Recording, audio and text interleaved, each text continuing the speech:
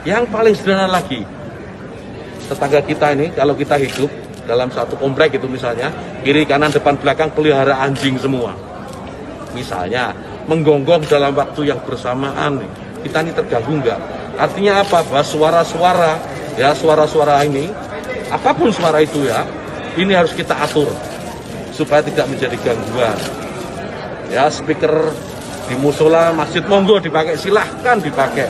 Tetapi tolong diatur agar tidak ada yang merasa terganggu.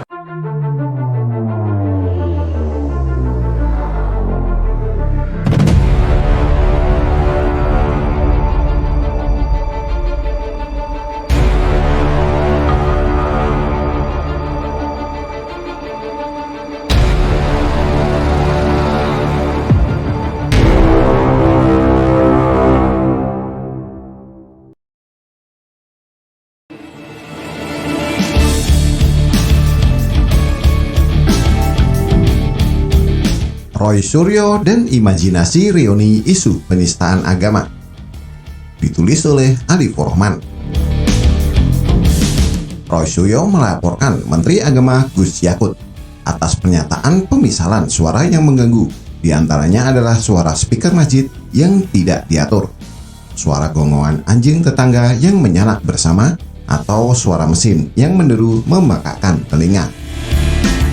Karena kita tahu, misalnya ya, kita tahu di daerah yang mayoritas muslim, hampir setiap 100 meter, 200 meter itu ada musola masjid.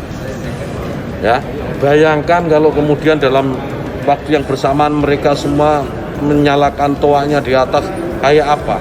Itu bukan lagi syiar, tapi menjadi gangguan buat sekitarnya. Kita bayangkan lagi, kita ini muslim, saya ini muslim, saya hidup di lingkungan non muslim. Ya, kemudian rumah ibadah saudara-saudara kita non muslim itu bunyikan toa sehari 5 kali dengan kenceng-kenceng secara bersamaan, itu rasanya bagaimana? Yang paling sederhana lagi, tetangga kita ini, kalau kita hidup dalam satu komplek itu misalnya, kiri, kanan, depan, belakang pelihara anjing semua. Misalnya, menggonggong dalam waktu yang bersamaan, kita ini terganggu enggak? Artinya apa? Bahwa suara-suara, ya suara-suara ini, apapun suara itu ya, ini harus kita atur supaya tidak menjadi gangguan. Ya, speaker di musola, masjid, monggo dipakai, silahkan dipakai. Tetapi tolong diatur agar tidak ada yang merasa terganggu. Agar niat menggunakan toa, menggunakan speaker sebagai sarana, sebagai wasilah untuk syiar, melakukan syiar tetap bisa dilaksanakan tanpa harus mengganggu mereka yang mungkin tidak sama dengan keyakinan kita, berbeda keyakinan, kita harus tetap hargai. Itu aja intinya. Jadi saya kira dukungan juga banyak atas ini, karena di alam bawah sadar kita kan pasti mengakui itu. Kawan-kawan wartawan ini juga pasti merasakan itu, bagaimana kalau suara itu tidak diatur pasti mengganggu. Truk itu kalau banyak di sekitar kita, kita diam di satu tempat, kemudian misalnya ada truk kiri kanan kita, depan belakang kita, mereka nyalakan mesin sama-sama, kita pasti terganggu. Suara-suara yang tidak diatur itu pasti akan menjadi gangguan kita. Itu ya. Jujur saya kurang paham dengan konsep hidup Roy Suryo. Mungkin maksudnya dia ingin jadi yang pertama, ingin tampil sebagai pemain utama.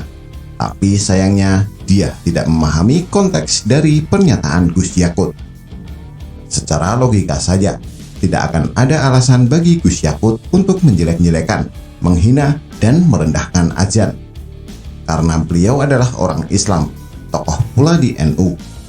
Roy Suryo nampaknya lupa bahwa Gus Yakut bukanlah Ahok yang non-muslim dan Chinese. Tapi mungkin karena hasrat berpolitiknya sudah menggebu, sudah di ujung, jadinya dia melaporkan Menteri Agama ke kepolisian. Imajinasi liar para tukang demo dan pemuja baliho mungkin sekarang seperti mendapatkan angin segar. Setelah imam besar dan imam kecilnya di penjara, mereka jadi tak punya jenderal di lapangan, tak ada orderan lagi. Maka ketika Roy Suryo muncul memberi umpan lambung dengan isu yang penuh nostalgia penistaan agama, ini seperti hujan di musim kemarau, menyegarkan. Jadi jika ini berhasil, mungkin Roy Suryo bisa menjadi imam besar dan dibuatkan balihonya pakai surban putih sedang menatap sendu. Tapi ya lagi-lagi, Gus Yakut bukan Ahok. Musuh Ahok itu banyak.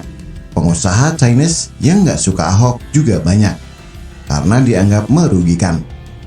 Belum lagi event pilkada pro Anies Baswedan dan pro Prabowo yang ada di lintas ormas, termasuk NU dan Muhammadiyah. Semua elemen antara logistik, tukang demo pro khilafah, dan pemuja Prabowo the real presiden bertemu dalam suatu kepentingan, menyerang Ahok atau pemerintahan Jokowi. Makanya massa yang berkumpul pun jadi sangat besar sekali. Dan itu sama sekali bukan karena Rizik. Buktinya apa? Ketika Rizik di penjara, Munarman ditangkap, Bahar ditahan. Tak ada massa yang berdemo. Karena sekali lagi, logistik adalah kunci.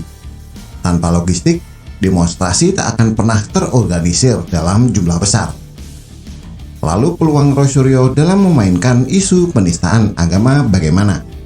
Sejauh ini belum ada tanda-tanda Gus Yakut bisa dipenjara karena tekanan massa. Tak ada yang terlalu benci dengan Gus Yakut sebagai Menteri Agama. Secara background keluarga, Gus Yakut adalah adik kandung dari Gus Yahya, Ketua Umum PBNU, organisasi Islam terbesar di Indonesia saat ini. Apalagi orang macam Roy Suryo dan para pendukungnya yang mungkin nanti bisa terbentuk melawan Gus Yakut, akan secara langsung berhadapan-hadapan dengan NU, karena Gus Yakut juga kader NU. Jadi kesimpulannya, secara bahasa dan hukum, secara kekuatan massa, dan posisi politik Gus Yakut, tidak ada yang perlu dikhawatirkan. Roy Suryo bukan lawan sepadan. Lalu apakah Roy Suryo sebagai mantan menteri tidak memperhitungkan hal tersebut? Saya kurang tahu. Tapi pada intinya, setiap orang bisa berusaha atau coba-coba. Dan nampaknya itulah yang sedang dilakukan Roy Suryo. Di sisi lain, usaha-usaha untuk menciptakan keributan juga terlibat dengan fenomena kelangkaan minyak goreng. Hal ini kemudian ditambah lagi dengan data kepuasan masyarakat terhadap Presiden Jokowi mencapai 73%. Sebuah fenomena langka yang tidak pernah terjadi di zaman SBY, yang biasanya di periode 2 semakin turun. Ada juga berita yang muncul tak lama setelah isu penistaan agama jilid 2 ini, adalah usulan PKB yang meminta agar pemilu 2024 ditunda maksimal 2 tahun. Maksudnya bisa 2025 atau 2026. Roy Suryo mungkin mendapatkan durian runtuh andai isu penistaan agama ini mau dimanfaatkan untuk menciptakan keributan dan dijadikan posisi tawar untuk kepentingan pemilu 2024. Kebetulan Gus Yakut juga representasi PKB. Tapi jika dipikir-pikir lagi, kalaupun ini adalah gerakan yang terstruktur, nampaknya partai nggak akan sudi menaikkan nama Roy Suryo, karena namanya sama sekali tidak menarik, entah dari penampilan ataupun pemikiran. Jadi kita lihat saja sehari 2 hari nanti, apakah akan ada tokoh baru yang akan melaporkan Menteri Agama atas tuduhan penistaan agama? Kalau tidak ada, apa yang akan dilakukan Roy Suryo hari ini hanya akan berakhir sia-sia. Seperti perdebatannya dengan artis yang serempet mobil. Endingnya nggak jelas, hanya ribut di awal, sama seperti karir Roy Suryo. Begitulah kura-kura. Bagaimana pendapat Anda? Silahkan tulis komentar di bawah.